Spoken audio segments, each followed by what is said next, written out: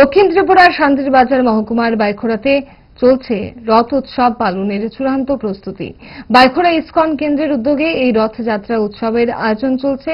বিকেল ৩টায় প্রভু জগন্নাথ, বলদেব এবং সুভদ্রাকে নিয়ে রাজপথে গড়াবে রথের চাকা।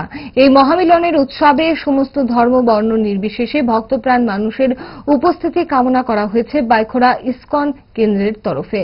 সংবাদ মাধ্যমে বাইখোড়া ইসকন কেন্দ্রের কর্মকর্তা জানান, এই ধর্মীয় অনুষ্ঠানে উপস্থিত থাকছেন সাংসদ বিপ্লব কুমার দেব, মন্ত্রী শুক্লাচরণ নোয়াদিয়া, জেলা শাসক সহ অন্যান্য অতিথিরা।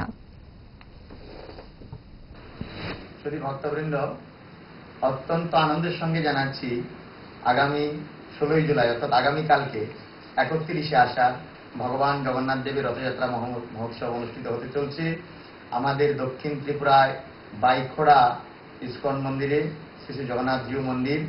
আগামীকাল 3টায় ভগবান রথে আরোহণ করবেন, 3:30-এ রথযাত্রা শুরু হবে। আমি সমস্ত ভক্তদের আনন্দের সহিত জানাচ্ছি, আপনার আনন্দ অন্তরে প্রেম ভালোবাসা নিয়ে প্রভুর কাছে আসুন। প্রভুকে নিয়ে আমরা সবাই মাসির বাড়ির উদ্দেশ্যে যাত্রা করব। এইবারে আমাদের মাসির বাড়ি বাইখোড়া বাজারে আগের জায়গায় রয়েছে।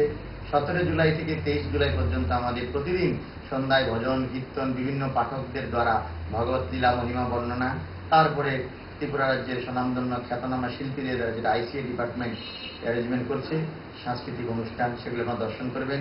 এবং উল্টো রথের দিন জগন্নাথ যখন ফিরে আসবে নিজ বাড়িতে, তখন সবার জন্য মহাপ্রসাদ, প্রতিদিন দুপুরে প্রসাদ থাকবে, ভোগের পরে ভোগের প্রসাদ সবার মধ্যে বিতরণ করা হবে।